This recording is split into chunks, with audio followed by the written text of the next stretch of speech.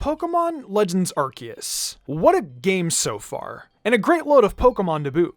I tell you, I really love all the Pokémon in this game. Every one of them has something unique about them that makes them special. But some I feel get a little too much attention, and I feel are placed too highly on pedestals. And honestly, I'm guilty of this too. I will explain more about that as I go on. But yeah, today, it's that time again where I point out some overrated Pokemon. These are the kind of vids that really get the comments rolling, and I gotta say, I find it pretty amusing. What makes a Pokemon overrated though, some of you might be asking? Well, it honestly just comes down to when you get them in-game, move pulls, stats, you know, all that fun jazz that makes a Pokemon list. And this is based from an in-game perspective in case you didn't know. Either way, no matter what way you look at it though, people are gonna get tilted. So I've pretty much already mentally prepared myself for the storm that's coming. So before we look at the most overrated Pokemon in Legends Arceus, why don't we look at today's sponsor, Manscaped. The leader in men's grooming, Manscaped, is bringing forward an all-new lineup of products that round out any grooming routine, whether you're on the go, at the gym, or just chilling at home. They're offering the all-new Manscaped Ultra Premium Collection, which features an all-in-one skin and hair kit that's going to keep you on the top of your hygiene game always. They cover all three major B's in this collection, bringing together their 2-in-1 shampoo and conditioner, their body wash and refined cologne scent, the hydrating body spray, and the aluminum-free deodorant. You can even get their all-new moisturizing lip balm too as a free gift. It's time that you guys be like me and change up your out-of-date gym routine and upgrade to these high-quality products. That shampoo and conditioner 2-in-1 is a great product. I really do love it. Coconut water, green tea, aloe, turmeric, and sage. That's everything you want in a product like this. It's gonna leave your hair looking and feeling revitalized. The body wash smells fantastic, and thanks to being infused with aloe vera and sea salt, you're gonna get both clean and hydrated. Finish off your recovery with the hydrating body spray and deodorant, and it'll almost be like you never went to the gym. You just mysteriously ended up with amazing gains and a great smell. All of the products in this ultra premium collection are vegan, paraben-free, and cruelty-free, so it truly is a fantastic option for anyone. Be sure to hook yourself up with the Manscaped Peak Hygiene Plan too, so you can stay fully optimized with all your favorite Manscaped products. You can pick a replenishment cycle that works best for you and get them delivered to your home hassle-free. Head on over to manscaped.com and use promo code MYSTIC20, getting free international shipping and 20% off your order. Thanks again to Manscaped for sponsoring me today and for helping us step up our gym game. Now, let's get into the video.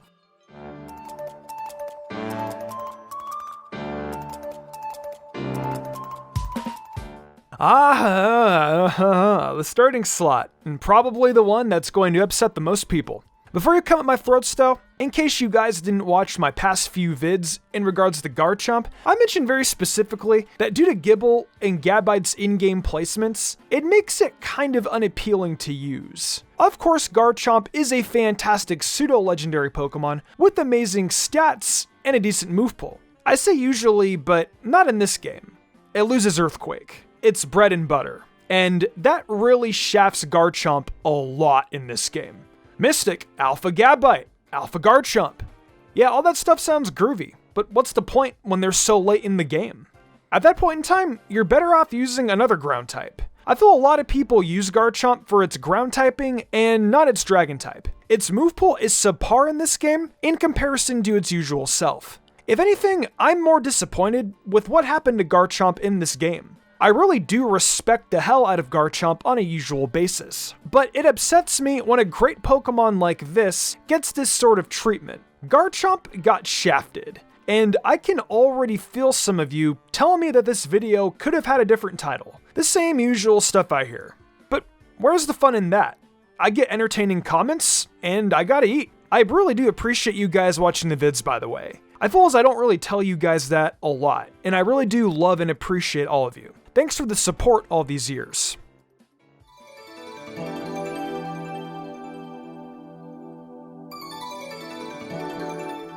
On to the next mon. We have Staraptor. This is a Pokemon I feel a lot of you guys are going to agree with actually, due to me always placing this aviator bird on a pedestal. And I will admit, I do that. In this scenario, however, I can't. I am not at all doubting Staraptor's power, but I just think this time around, there are better flying options than Staraptor. I also feel flying types aren't as needed. Normal and flying just doesn't really constitute a great typing to make a balanced team. From Legends Arceus' perspective, a balanced team is literally everything because you don't really know what to expect due to the lack of battles. Due to that, both of the typings are very situational, and overall don't leave you very grounded. Against powerful moves, sure, but there are better options if you're just looking for power. For better flying types, I actually recommend Togekiss in this scenario because for one, it's fairy typing, and two, it's got a much better move pool. Crobat is also very good due to its unique defensive typing of poison and flying. Its typing does constitute a better form of balance in my opinion. But yeah, Staraptor is overrated due to it not being as useful as it usually is in other game scenarios. Like I said, I don't deny its power, I just think there are better mons out there to use.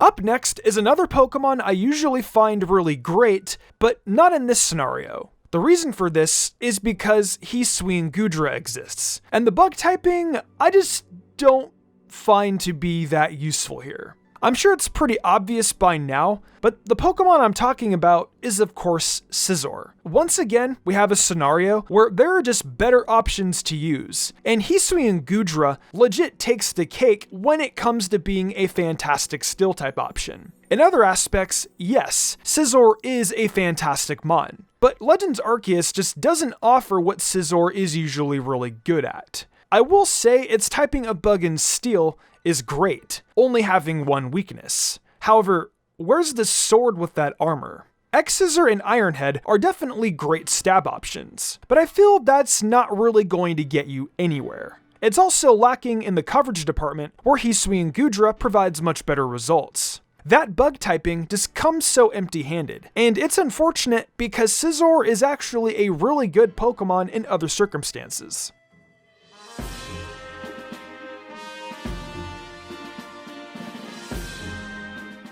Up next is Golade. Golade is an alright Pokemon. Without its Mega, I definitely feel like it's lost its usefulness. It's got a fun move pool and decent stats. My real argument is that there are better Psychic and Fighting type Pokemon out there. Usually Golade wouldn't be that bad of a fighting type, especially if you chose Empoleon or Torterra for a BDSP playthrough. But in a game where Infernape can be captured in the wild, there's just no contest for what's the better choice. Trade evolutions are also easier now, so Machamp is an option. Golade just gets outclassed here. If you don't like that Golade is here, well, sorry.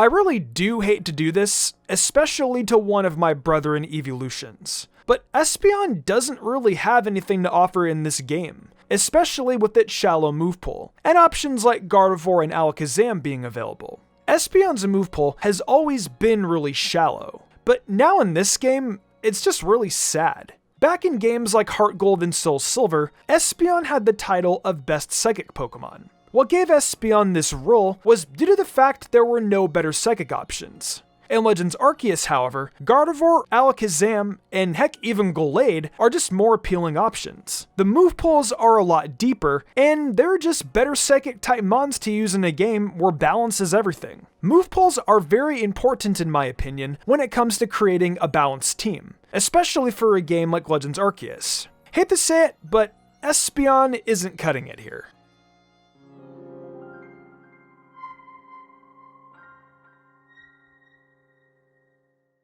Though I've praised this starter in previous videos, such as my ranking of all the Hisuian forms and in my best team pro rates, I will say Typhlosion does have a few flaws with it. Its move pool is shallow, and there are better fire types out there to use. However, Typhlosion is a starter Pokemon, and if you do choose it, then it feels like a Pokemon law to keep it on your team. If it's alone though, I just don't really see the value of it outside of just being the Pokemon you pick on your team. The reason I'm fine with it being on a team is because it is a starter Pokemon. I know myself and other fans just find it taboo to not use your starter. I know that this is going to resonate with a lot of people. I won't talk about better fire types because I think it's pretty obvious what I'm going to say. I know I've gassed up Typhlosion a lot in the past few vids because of Johto nostalgia, but just because it's a favorite of mine doesn't take away the fact that it definitely isn't the best fire type or ghost type you could use in this game.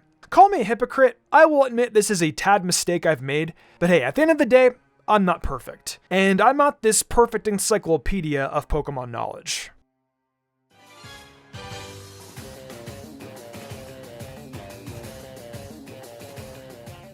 So this is one of those Pokemon I heavily regret having to put on this list, and it's Wordeer. Wordeer is one of my favorite Pokemon from Legends Arceus, but damn is it not that good.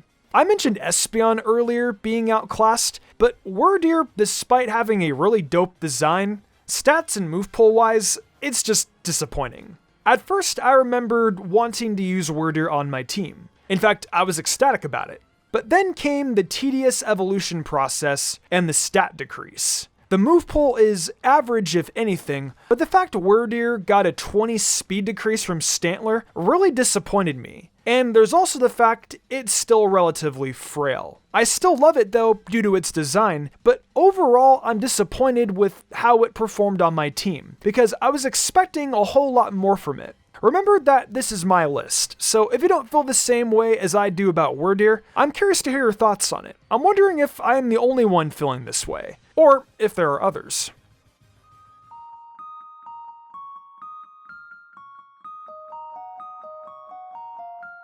You know, I really don't get it with players in using Floatzel. This is the same case as BDSP. I don't get the appeal of it. I totally get the fact that it's an early encounter Pokemon, but there are so many better water types. In fact, Legends Arceus is surrounded with amazing water Pokemon. Maybe in the early game it's not bad, but I guess there are so many better options as the game goes on. Is it nostalgia for Sinnoh? Is it the design that draws people in? I don't get it. Its move pool doesn't have that much diversification. Its stats are what you'd expect from a physical attacking water type, but that's all it has. There's no coverage for electric or grass types at all. I don't hate this Pokemon, I just have to ask, what is the appeal? Let me know that down below as well.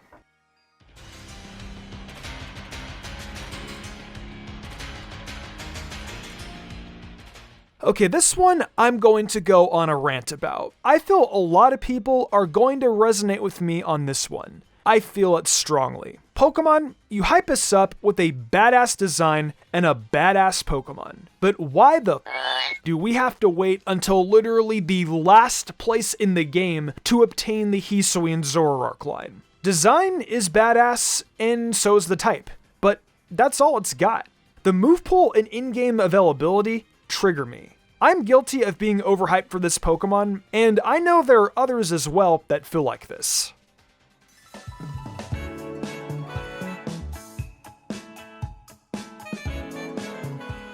So, what Pokemon could be in the number 1 slot? Well, that's easy. It's obviously Torterra. I mean, just look at this stupid thing. Just kidding, I'm over that shit. Torterra's actually awesome. On the real though, what's really overrated is shiny Pokemon. Look at these odds. It's like they're giving them out like free Balloon Day, especially with mass outbreaks. Shiny Pokemon in every gen seem to be getting easier to get, and after a while, they just lose their value. This can heavily be seen here in Legends Arceus. I miss the days of when I could run around in the grass with a 1 in 8,192 chance. That made shiny hunting more fun to me. That's why I've always preferred hunting in earlier gens, because that challenge aspect was there. They felt more like accomplishments and trophies. Now it's gotten stale, but that's just me. Well, that wraps up what I consider to be the top 10 most overrated Pokemon in Legends Arceus. I feel really confident with this list, and hopefully there won't be too much of a storm down below. I love the majority of these Pokemon. It just disappoints me that some of them got shafted, but it is what it is. Regardless, let me know how you feel down below, and also be sure to stick around for more Legends Arceus content for the remainder of the month of February. Hey guys, thank you for enjoying another Mystic Umbreon video. It's exciting times for the Pokemon franchise, and I look forward to the coming months where it just keeps getting better. If you guys are wanting some more bite-sized Mystic Umbreon content, please check out my TikTok, where I upload daily, as well as the Mystic Umbreon Shorts channel. If y'all enjoyed the video and want to see more content like this, be sure to leave a like, subscribe, and hit that notification bell. Be sure to leave a comment too. It really helps us out. I think it's time to wrap this up though. I'm Mystic Umbreon, and I'll see you next time with some more amazing Pokemon content.